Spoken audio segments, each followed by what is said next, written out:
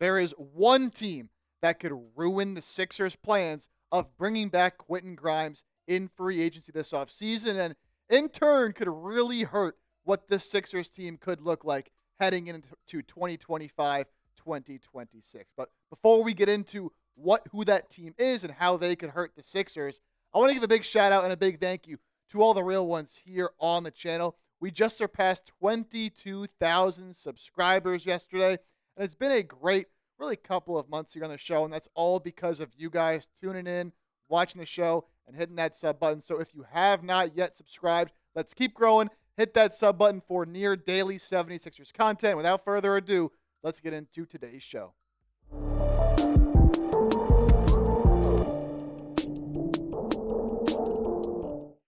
The Brooklyn Nets could be a major thorn in the 76ers side this offseason, as they could very realistically attempt to steal Quinton Grimes away from Philadelphia after he had that breakout last couple of months for the Sixers after acquiring him from the Dallas Mavericks. Thank you, Nico Harris. Another great trade there for Dallas. And it's because of the Nets' cap space and their cap situation that some people are getting a little scared that they could throw a big bag at Quentin Grimes. The Sixers would just not be able to match, or if they did, would really hinder them building out the rest of their squad. You look at the Nets payroll, currently as it stands, Nic Claxton making 25 M's a year, Keon Johnson at 21. After that, the guys that are under contract right now, no one else is making over $3.3 million. It's a lot of young guys who, look, they don't really know whether they're going to be part of the Nets' future or not. A lot of them making very little amounts of money. Now, they will have to bring back Cam Thomas, who I'm sure they're going to want to pay. You know, how much will he get? Probably in that $20 million range. I imagine they want to bring back Day'Ron Sharpe as well. Let some of these other guys like D'Lo walk maybe to more of a contending team. But look, the point still stands is that they're not paying anybody a whole lot of money, and they are going to have somewhere in the neighborhood of 50, 60, even possibly $70 million in cap space this offseason, depending on who they end up re-signing and some of the moves they make. And there's even talk they could trade either Nic Claxton or Keon Johnson, and they could even open up more cap space. So it's a very realistic possibility that with that cap space, the Nets decide, hey, why don't we go after one of these young restricted free agents, especially in Quentin Grimes, who showed a lot of promise with the Sixers this past season. And look, we know how great Grimes was in his 28 games with Philadelphia, averaging just under 22 points, 5 rebounds, 4.5 assists,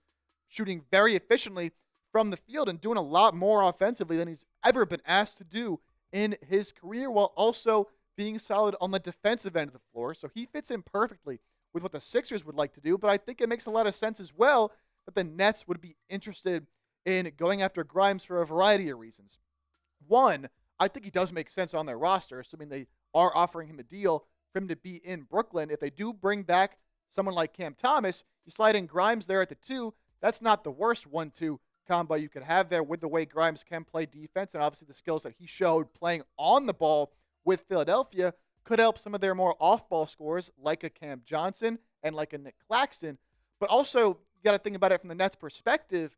Being the only real team with cap space this offseason, they can afford to throw some big deals at some restricted free agents, and if nothing else, force some of these teams like the Sixers to have to overpay for some of their restricted guys. So the Nets, what if they just throw 25, maybe even 30 or more $million per year at Quentin Grimes in the hopes that, look, either the Sixers decide not to match it and we get a talented young player, probably a bit of an overpay, or we force the Sixers and force their hand to pay all this money for Grimes, because in my opinion, the Sixers really cannot afford to lose Quentin Grimes.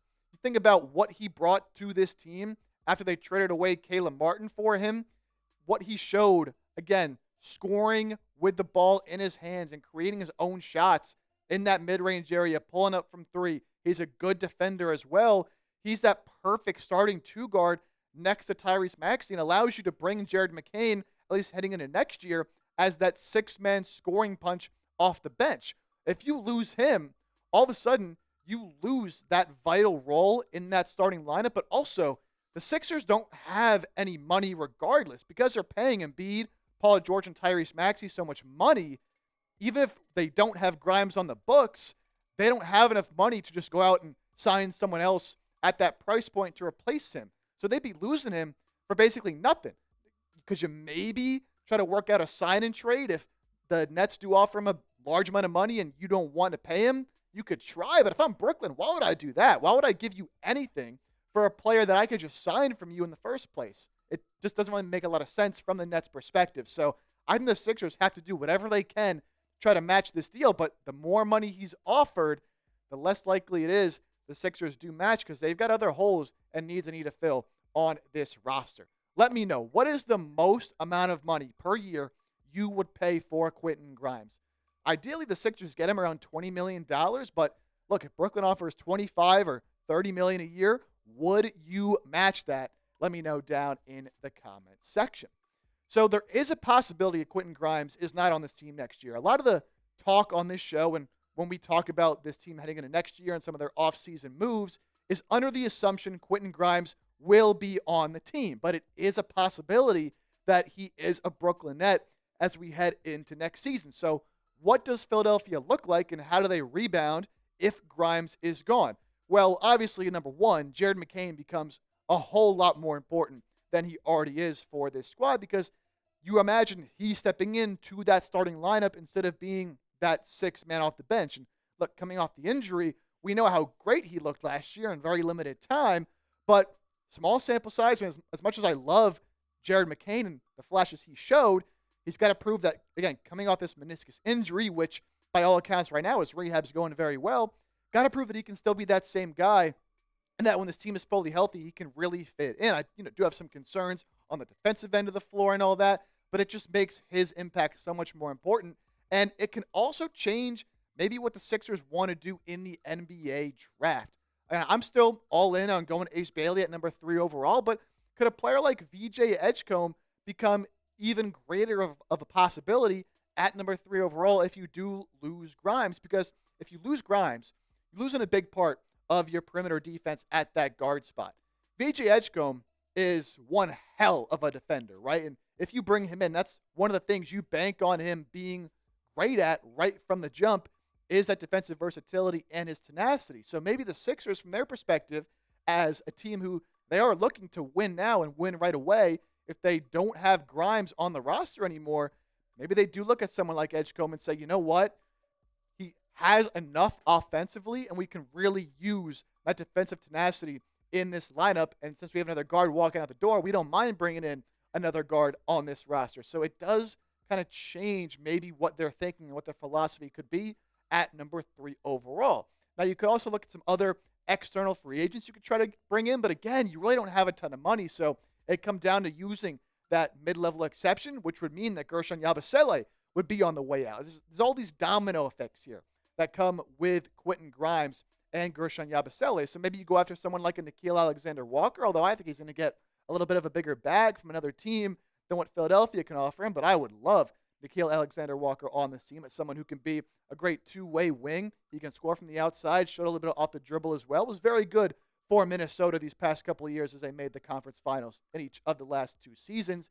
Maybe you go after someone like Malik Beasley, although I think he's going to stick in Detroit with how good he was during the regular season and had some moments in the playoffs as well. A little bit disappointing, but just a straight shooter that can catch fire from behind the arc, I think would also fit in well with this Sixers team. But again, are you going to have enough money to go after a guy like this with a mid-level exception, or could he just re-sign with Detroit at a higher price point? You can talk about someone like a Gary Trent Jr. as well, who signed a small deal with Milwaukee last year and also had a lot of good moments, especially in the postseason for Milwaukee. Had a couple really big games, so maybe he's someone you think about as someone to bring in who could play a little defense and hit some threes, but I think a downgrade from what somebody like a Quentin Grimes is. And again, if you're bringing him in, like, are you prioritizing someone like a Gary Trent over a Gershon Yabusele? It's really what it comes down to, is the Sixers have some very tough decisions they might have to make with Gershon and with Grimes because, again, the more money you pay Quentin Grimes, the less likely it becomes that you'll be able to retain Gershon. If he does take that taxpayer mid-level exception of about $5 million, you get hard capped to the second apron, and the more money Grimes makes, the closer you get to that hard cap. So, how do the Sixers manage that situation? How much do they value Grimes versus Gershon? Which one's a bigger priority? I would assume Quentin Grimes is the bigger priority, being younger and I think having a more dynamic offensive skill set. But ideally, you have everybody back. Unfortunately, it might not be entirely in the Sixers' control. If Brooklyn does try to screw the Sixers over and throw $30+ million at Quentin Grimes, predict it for me. Where do you think Grimes is going to play in 2025? I still think he's going to be a Sixer, and I think he'll come in around that $20 to $22.5 million mark. But you let me know. Give me an S for Sixers. Give me an N for Nets. And we'll see you next time here on 76ers Now.